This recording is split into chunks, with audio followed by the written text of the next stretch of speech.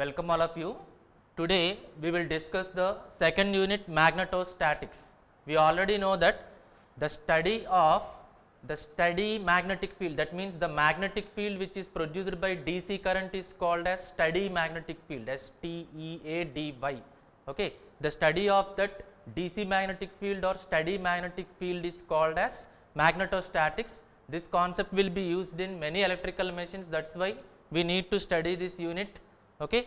In this unit we will be able to know the basics of magnetism, some basic laws, and also we will be seeing the Oersted experiment, and we will know about the Biot-Savart's law and its applications. Okay. In this lecture 1 we are going to deal with basics of magnetism, like what is meant by magnetic field. A magnetic field is nothing but the region around a magnet where its influence is felt. The region around a magnet where its influence is felt is called as magnetic field. Okay. In this magnetic field there will be some imaginary lines of force called as magnetic lines of force, which will be passing from north pole to south poles. These are just imaginary lines which are assumed to be passing from north pole to south pole, which we can see here. Externally the magnetic lines of force will pass from north pole to south pole, and internally they will pass from south to north. This is the region where these magnetic lines are spreaded is called as magnetic field. Next, coming to the basic laws which link the magnetism and electricity. The first law which will link the magnetism and electricity is that Ampere's right hand thumb rule. This rule is used to determine the direction of magnetic field around a current carrying conductor, because from our previous classes we understood that wherever there is electric field there will be magnetic field also. So, in a current carrying conductor, how will be the magnetic flux lines, we can determine with the help of Ampere's right hand thumb rule. Okay. So, this rule states that hold the current carrying conductor with our right hand. That means if this is the current carrying conductor, hold it with your right hand such that the thumb indicates the direction of current. The thumb indicates the direction of current, and the direction in which my fingers are curling, the direction in which the fingers are curling indicates the direction of magnetic lines of force around this conductor. Okay. So, once again revise this law. Hold the current carrying conductor with our right hand such that the thumb indicates the direction of current, and the direction in which the fingers will curl will indicate the magnetic flux lines direction. We can see here they are in clockwise direction. Okay. So, here we can interlink both electric current as well as magnetic flux lines with the help of this Ampere's right hand rule. Next, right handed screw rule. This rule is also used to find the direction of magnetic flux lines around a current carrying conductor. We can see here, if at all the current is flowing downwards in a current carrying conductor, then what does this law state? The direction of magnetic field is given by the direction in which the screw must be turned in advance in the direction of current flow. Suppose if we observe here, if we rotate the screw in clockwise direction, we can see that screw will go downwards. Now, the direction in which the screw is going will indicate the direction of current, and the direction in which the screw is rotating in clockwise direction, we can see this direction indicates the magnetic field or flux lines direction. Suppose take the opposite case for this, you are loosening the screw, that means you are rotating in anti-clockwise direction. If you are rotating in anti-clockwise direction, screw will go upwards, that means the direction in which the screw is moving will indicate the direction of current, it will go upwards.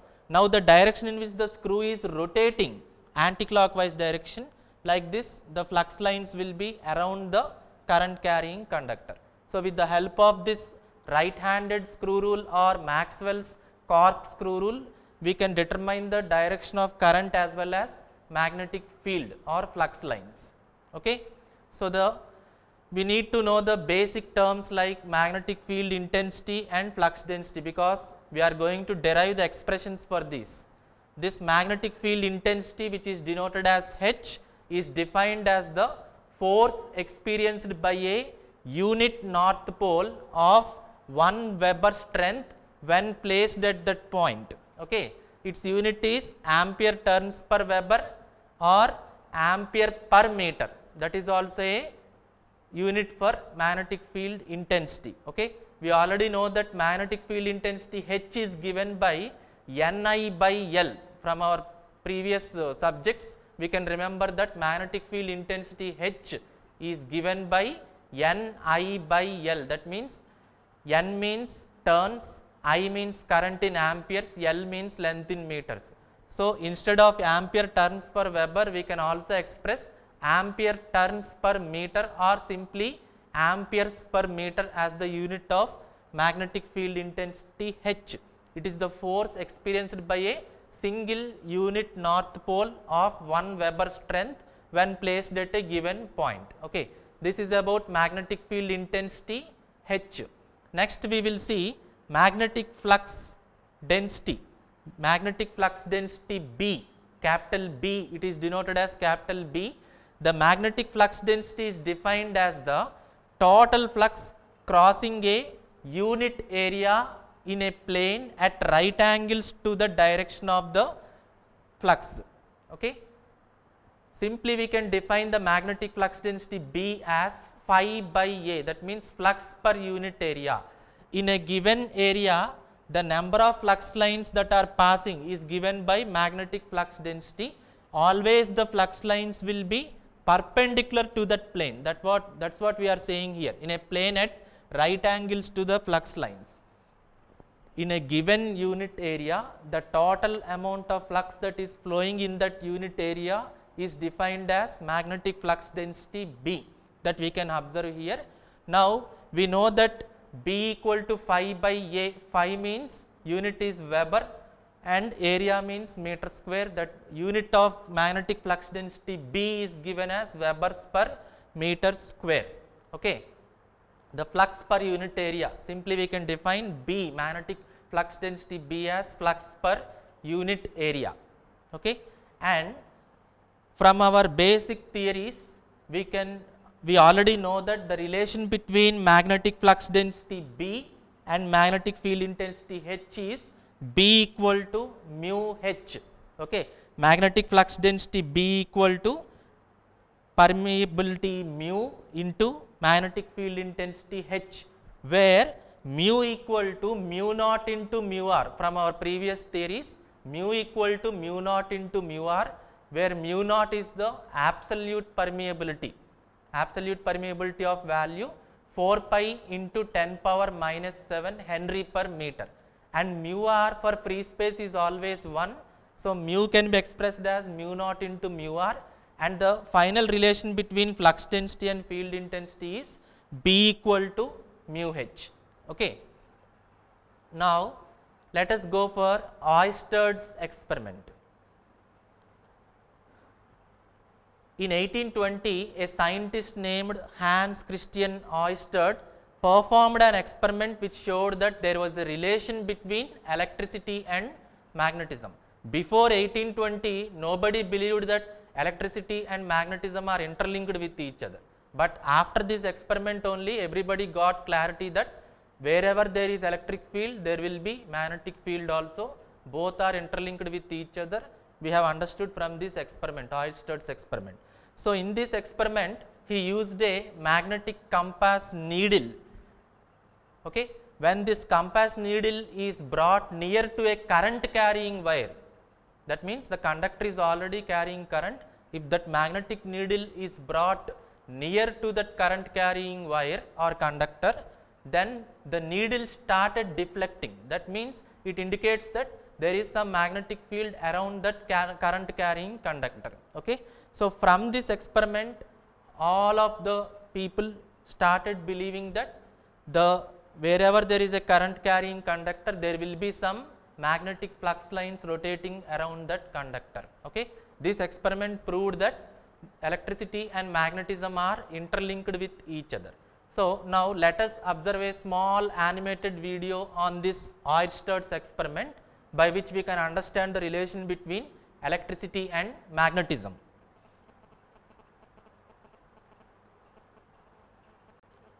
So the same setup which is used for Oersted experiment is shown here. He is Christian Oersted. In 1820 he performed an experiment which proved that there was a direct relation between electricity and magnetism. Okay. He used the same setup to prove that interlinkage between the electricity and magnetism. He used a current carrying wire, a current carrying conductor like copper or aluminum, okay, a battery of voltage V which is used as source, okay, a rheostat to control the current, and a magnetic compass needle to check the presence of magnetic field. Okay. So here a switch, contact switch is also used just for the connectivity purpose. Now the source is switched on and the current started flowing. Already from Ampere's right hand thumb rule we know that flux lines will rotate and magnetic compass needle started deflecting, okay, towards the direction. Now if we reverse that, if we reverse the current flow, then the flux lines will flow in opposite direction and the compass will deflect in opposite direction. Okay. So this experiment proved the direct interlinkage between electricity and magnetism. So whenever the current is flowing, flux lines will be around that, and due to that flux lines, magnetic compass needle started deflecting. Okay. This experiment directly proved and all the world agreed that there is a relation between electricity and magnetism. Wherever there is electric field, there will be magnetic field also. So this is the basics about our magnetism and the interlinkage between electricity and magnetism. Now we will come to a standard law in magnetostatics, that is Biot-Savart's law. Okay. A scientist named Biot and Savart, both of them combinedly worked and obtained the relation between electric field and magnetic field as follows. Okay.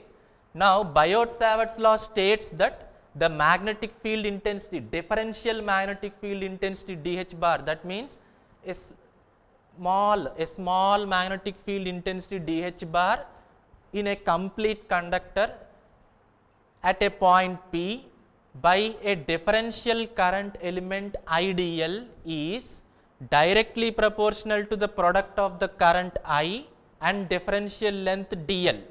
Okay. This we will show in mathematical equations also, and that magnetic field intensity dH bar is also proportional to the sine of the angle between the element and the line joining that point P to the element. Okay. And it is inversely proportional to the square of the distance between the point P and the element. This law is very useful to find the magnetic field intensities in different conductors, cables, etc. This is very important law. Okay, once again let us see the differential magnetic field intensity dH bar due to a differential current element IDL at a point P is directly proportional to the product of the current I and differential length dl, and it is also proportional to the sine of the angle between the element and the line joining the point P to the element, and this dH bar is also inversely proportional to the square of the distance r between the point P and the element. Okay. Now let us represent these in terms of mathematical equations. So the same theory which is explained in the previous slide is represented in the diagram here. Let us consider a current carrying conductor which is carrying a current I. A current carrying conductor is carrying a current I. Let the total length of this conductor be some L. Okay. We can't find the H due to this complete conductor at a time. So instead of that, I am considering a small differential length dl. Okay. Due to this small differential length dl, I want to find the differential magnetic field intensity dH bar at a point P. Magnetic field intensity due to this differential length dl at this point P we need to find. Okay. Now the current that is flowing is I, the differential length that we are considering is dl. So I dl. and the differential magnetic field intensity at this point is P. So, what we have said, this differential magnetic field intensity dH bar is directly proportional to the product of the current and this differential length dl. That means dH bar is proportional to IdL, product of the current I and differential length dl, and we also said that this dH bar is directly proportional to the sine of the angle between the element and the line joining the element to the point P, that means sin theta. Okay? And we said that it is inversely proportional to the square of the distance between the element and the point P, that means this R. So, by representing all the three statements in a mathematical equation, simply we can say that dH bar is directly proportional to IdL sin theta by R square. Okay. So, if we remove this proportionality, we will get a constant K. This constant K is given by 1 by 4 pi. So, by representing that constant in this equation, we can finally say that dH bar is equal to IdL sin theta by 4 pi R square. Okay. This is the small differential magnetic field intensity at point P due to this small differential length dl. But I need to find the complete magnetic field intensity H due to the complete length of the conductor. For that, what we need to do, if we integrate this dH, then we can obtain the complete H at that point P due to the complete length of this conductor. Okay. So, if we go on adding this number of dLs, then we can say that total length will be obtained. So, adding means integration. Okay. Next, we need to represent the Biot-Savart's law in vector form. Okay. Vector form means we need to also show the direction along with the magnitudes. Now, everything will be represented in vector form. Okay. We have shown a small differential length dl bar. For this small differential length dl bar, the magnitude is dl, and everywhere we are representing the direction of a main vector with the help of a unit vector. Let that unit vector be AR bar. Okay, AR bar is the unit vector in the direction from differential current element to the point P. Okay. Now, from the cross product rule, cross product, what does it state? The cross product between two vectors A and B is A bar cross B bar is mod A bar mod B bar sin theta into the unit vector AR bar. That means, if two vectors magnitudes are multiplied along with sin theta, then that is nothing but simply cross product only. From the previous equations, we have observed that dH is equal to IdL sin theta into divided by 4 pi R square. If we take that IdL sin theta, that can be compared to the cross product formula mod A mod B sin theta. So, if we compare that, dl into sin theta can be represented as dl cross AR bar. Okay. Instead of representing dl sin theta, I am representing that with the help of cross product formula, because dl sin theta can be also represented as dl bar cross AR bar according to the cross product formula. Okay. So, in the place of dl sin theta in the previous formula, what I am going to write? dl bar cross AR bar. Okay. So, your formula, your Biot-Savart's law formula will change as dH bar equal to I dl bar cross AR bar by 4 pi R square. Amperes per meter is the unit of magnetic field intensity H. Okay. So, instead of dl sin theta, I am writing dl bar cross AR bar, because according to cross product formula we can write like this. Okay. Now, we have obtained only a differential magnetic field intensity dH bar, but we need to find the complete magnetic field intensity H due to the complete length of the conductor. For that, we already discussed what we need to do. If number of small dl bars are added, then we can get the total length. Adding means it is nothing but integration. So, if you differentiate that previous equation, if you integrate that previous equation, integration means adding, summing up. So, if you integrate it, the differentiation term will go on this left hand side. Integral dH means H. So, H bar equal to integral ideal bar cross AR bar by 4 pi r square ampere per meter. This is the final representation of Biot-Savart's law in vector form. Okay. Now, let us take the complete vector representation. Same theory, I am considering a current carrying conductor of length L, and the current that is flowing in this current carrying conductor is I1. Differential element is I1 dl1. This differential element is taken as 0.1, and the point P at which I want to find the magnetic field intensity is taken as 0.2. So, you need to find H at 0.2, that is why I am representing dH2. Okay. So, dH2 is equal to, according to this formula, what is the current here? I1 dl1 cross, what is the unit vector here? AR12 cross AR12 by 4 pi R12 square. Simply I am representing the same formula in terms of these notations, that is all. Okay. So, finally we can integrate this to get the total magnetic field intensity. H2 is equal to integral I1 dl1 cross AR12 by 4 pi R12 square ampere per meter. This is also called as integral form of Biot-Savart's law. This equation is very useful for the further derivations. Okay. So, this is due to a simple conductor.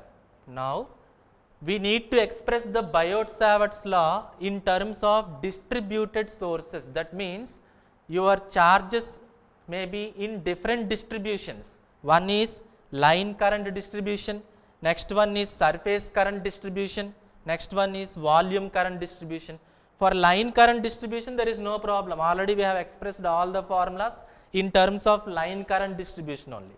But we should also consider surface current distribution. For surface current distribution, the current density is taken as K and the differential element is K ds.